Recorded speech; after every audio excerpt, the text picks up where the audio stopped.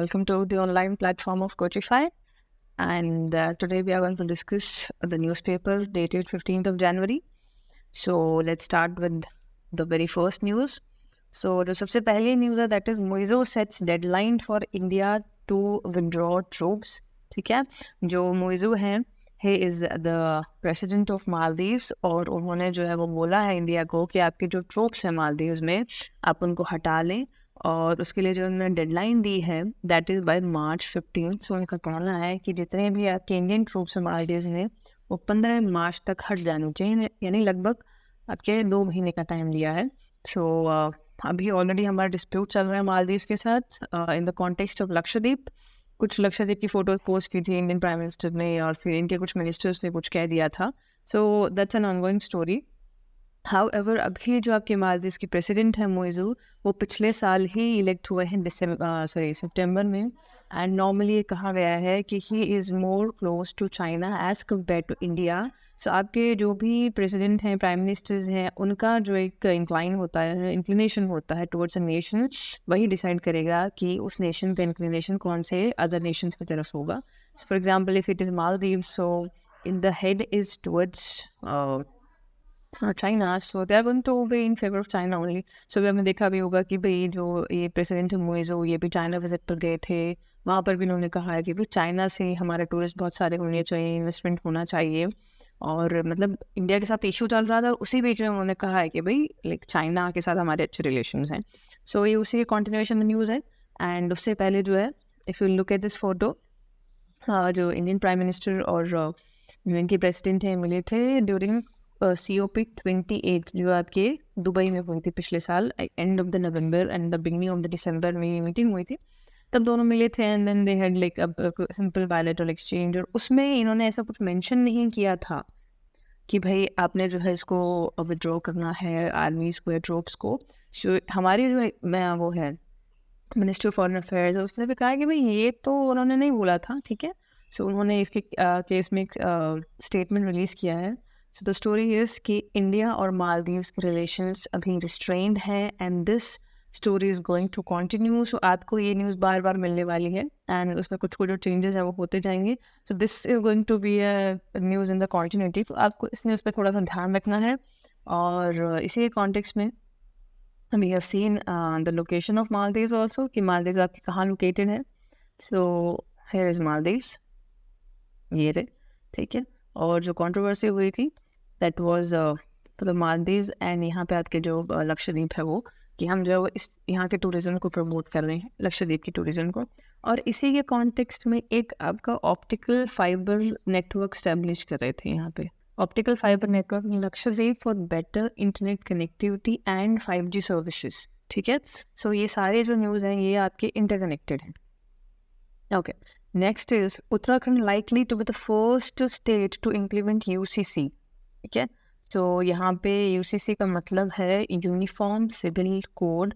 और ये जो चीज़ है यूनिफॉर्म सिविल कोड का मतलब होता है कि आपके जितने भी पर्सनल लॉज हैं, like personal laws related to marriage, personal laws related to divorce या personal laws related to inheritance and adoption, at present India में वो सारे पर्सनल लॉ जो होते हैं वो रिलीजन बेस्ड भी होते हैं। जैसे हिंदूज़ का अलग अपना सिस्टम है, मुस्लिम्स का एक अलग अपना सिस्टम है, ट्राइब्स होती हैं स्पेशली नॉर्थ ईस्ट की ट्राइब्स होती हैं, उनका एक अपना अलग सिस्टम है।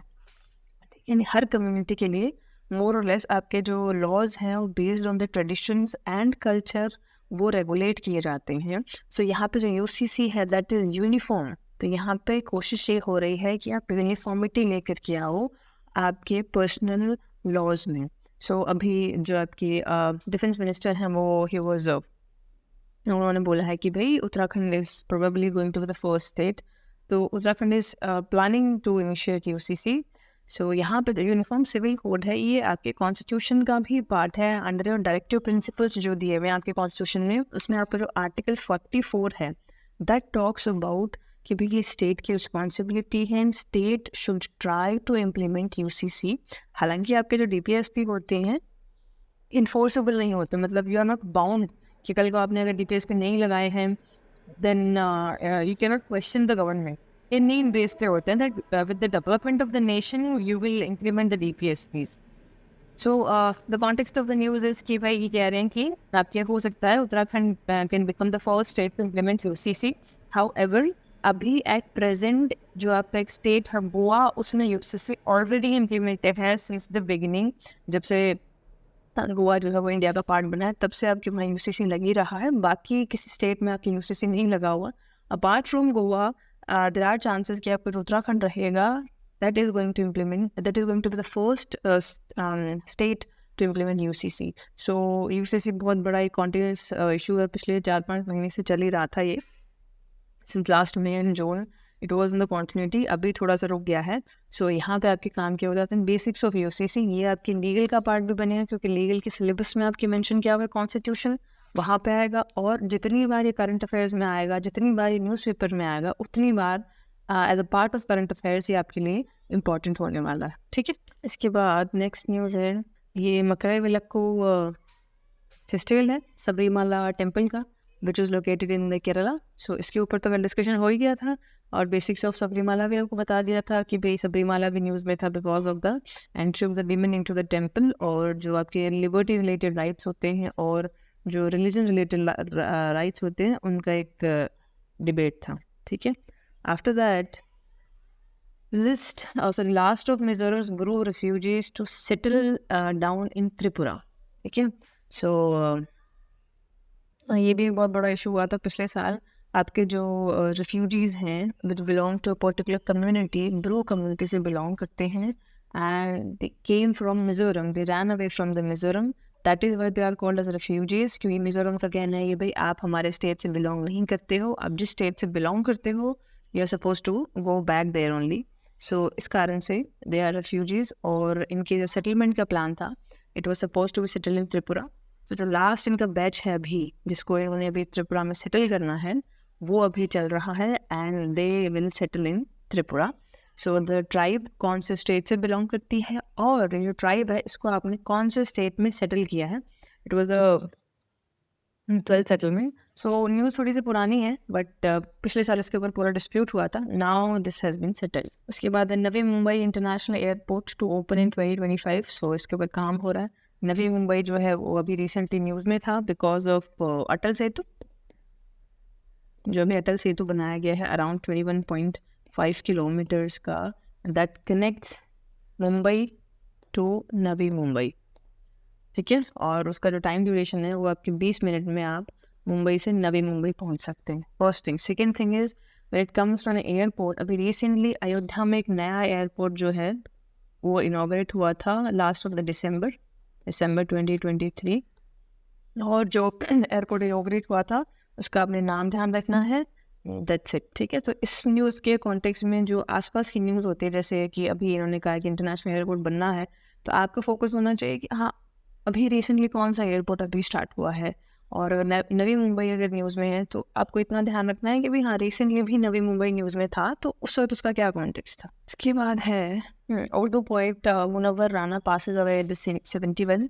अभी इससे पहले आपके 2 क्लासिकल सिंगर्स हैं, म्यूजिशियंस हैं जिनकी डेथ हुई थी। एक का नाम कल आया था और एक जो आपकी सिंगर है वो अभी 2-3 दिन पहले उनकी डेथ हुई थी। ठीक है, अब now the news is about an Urdu poet Munawwar Rana who passed away at the age of 71। तो अपने इनका नाम ध्यान रखना है।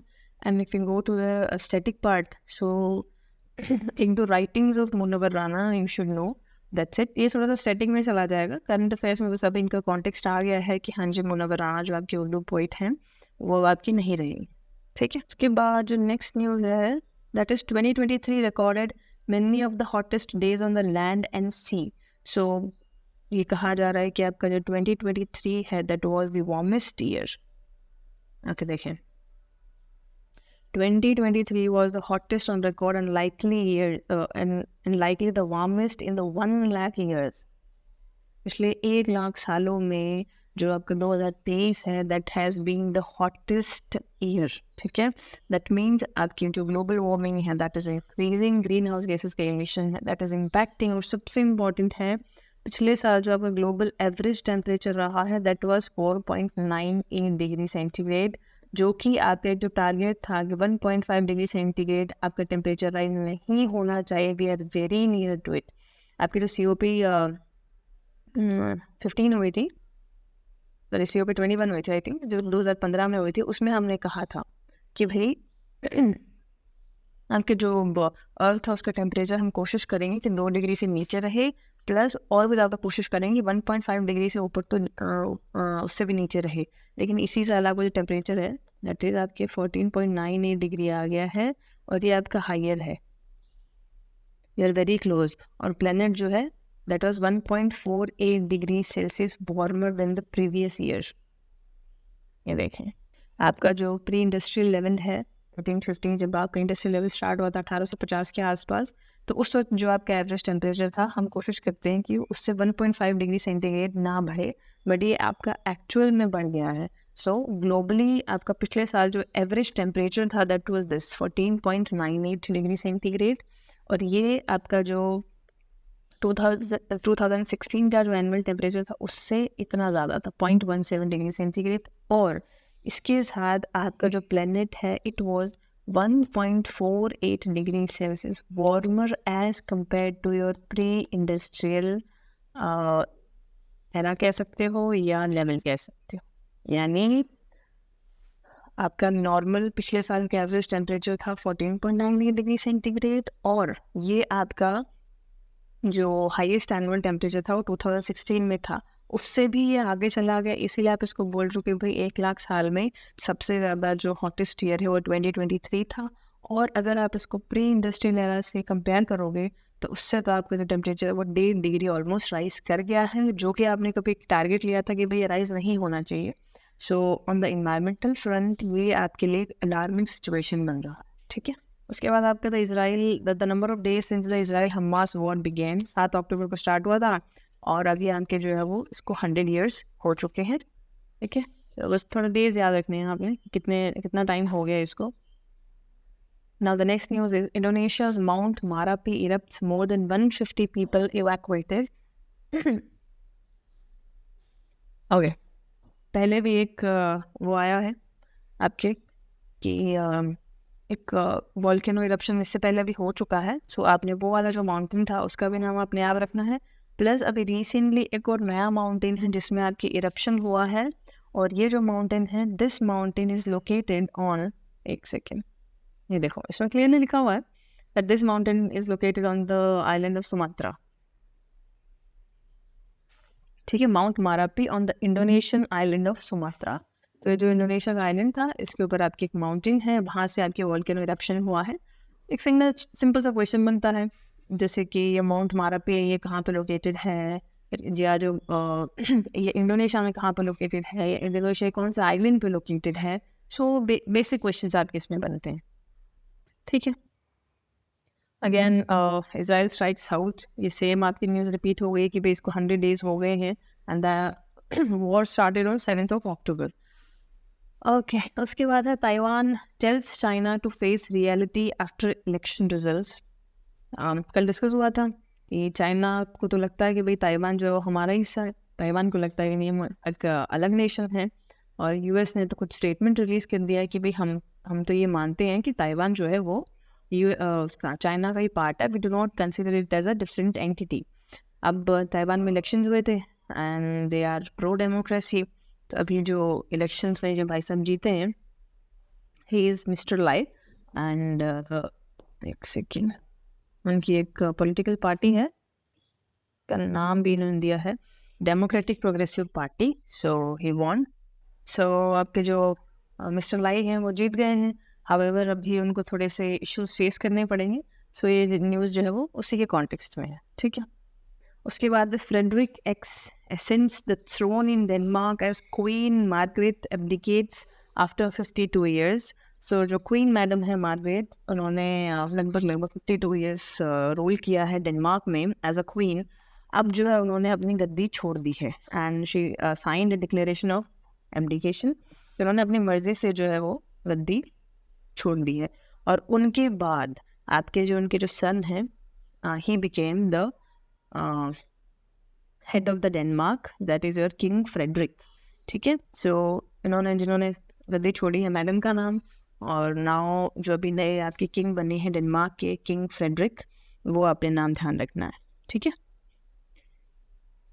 और नॉर्मली उन्होंने 52 ईयर्स के लिए रूल किया है ऑलरेडी। अब थोड़े हेल्थ इश्यूज भी हो गए हैं, that is also the reason कि उन्होंने अब जो है वो रूल करना छोड़ दिया है। Okay, that's it, this is it for today's newspaper. Thank you.